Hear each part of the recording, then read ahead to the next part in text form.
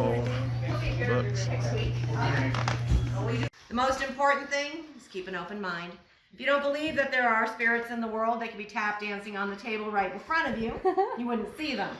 More than likely, though, they wouldn't bother to tap dance because the spirits here have nothing to prove to us. The second thing is just have fun. People came here in the 1880s to meet new people and have a good time, so the more fun that we have, the more likely they'll be to want to join us. So wander around, ask questions, take pictures, laugh at my jokes, and we'll be off to a saloon, a gambling hall, and a house of ill repute all under the same roof. There are 14 birdcage cribs upstairs, 7 on each side of the bridge, known as the catwalk.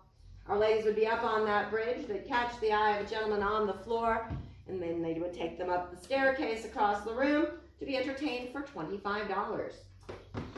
A gentleman looking for a lady's company would not pay her $25 in cash. He'd come up to the bartender, give the bartender $25, and in exchange would receive one of these tokens, would hand that to you to start passing around. The gentleman would trade that token in to the lady of his choice for whatever entertainment he could negotiate for the $25. At the end of their shifts, our ladies would come down the stairs, they'd trade that token back into the bar, and for every one that they had, they would receive $5. Most of the bullet holes are in the theater, but we do have a few out here. You look up in the ceiling there between the light fixture and the fan, that little hole was made by a .32. Over here on the show bill frame, next to the camera, we've got a .45 Ricochet. Not sure if they were aiming at one of our girls or one of the gentlemen up there. Did any women die here or just men? At least a couple of women died here. One was stabbed to death by a rival. The other committed suicide. We have 44 caliber slugs still in the... All right, so the birdcage was open from June of 1881 until December of 1889, around the clock. In 1889, though, the mine shut down, the population in Tombstone plummeted, the birdcage closed its doors. The owners were optimists. They figured somebody would get the mines reopened, so they left everything inside the building. Nobody reopened the mines, so the building sat here sealed up with everything inside for 45 years. When the family that still owns the building, they realized everything was inside and intact, reopened as a historical landmark and museum. When the partition wall above and below the catwalk was added, when these lovely light fixtures were converted from gas to electricity. Otherwise, this building was left as original as possible. The floors that we're standing on are the same floors that Doc Holliday, Johnny Ringo, Curly Bill Brocious, and all the Earps walked on back in the day. This is the gambling hall and theater. The gambling tables would have been in the wings all the way up to the front. The doorway we just came through was not here. This little book room wasn't here. And of course, the partition wall wasn't there either. All the tables would have been on both sides, all the way up. And there was a show going up on our stage over here. They would pull these little benches out, line them up on the floor here for people to sit and watch the show.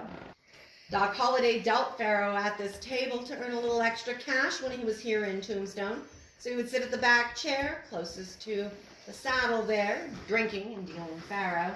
He was doing just that one day when he saw Johnny Ringo come in. Johnny had been drinking already that day as well.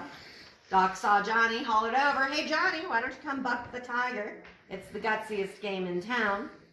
Johnny Ringo responded with, "Why Doc, why don't you grab the other end of my bandana here? It's the deadliest game in town." Doc Holliday was not the kind of man to back down from a challenge, so he got up, grabbed a hold of that bandana, and the two men staggered around each other right here on the floor. Problem was they were both so drunk they couldn't even hit the, well, I was going to say they couldn't even hit the floor, but that is exactly what they hit. They certainly couldn't hit each other.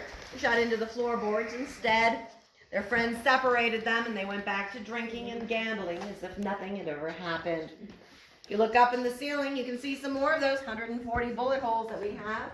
You can almost tell where the rows of benches were because there are rows of bullet holes up there in the ceiling. Not all of the holes up there are from bullets though. We had some aerial acts here at the birdcage. So this entire area here is our stage. We have our curtains set as far forward as possible, just to give us as much room as we can get for our displays. You can see where some of our other original curtains would have hung. Along the rope in the back there, that would have been a black curtain. Beyond that were the dressing rooms for the performers. In the back corner now, we have our bathtub from downstairs.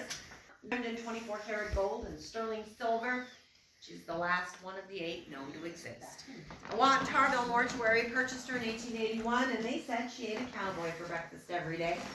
She carried all but 6 bodies to Boot Hill and likes to play upon that hearse. Joshy was 12 years old when he died.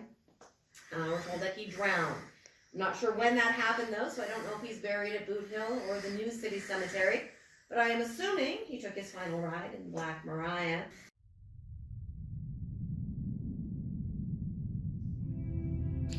That tapping is Joshy. Hi, Joshy.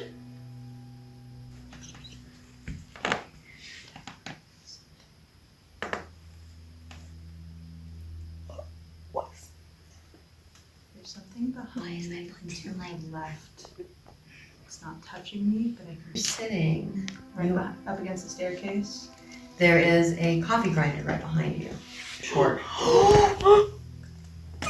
It just went to like a yellow orange right in front of me. The one that you're holding? Yes.